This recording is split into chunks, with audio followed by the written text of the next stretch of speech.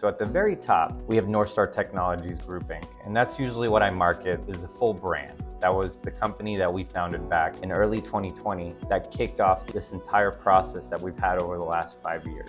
So Northstar Technologies Group holds all of our IP. It is our parent company, and it holds our patents, it holds our trade secrets, it holds our research and development. Paul Ingles, who's our CEO, operates Technologies as his incubator for all the new ideas and the innovations that we have across various different industries.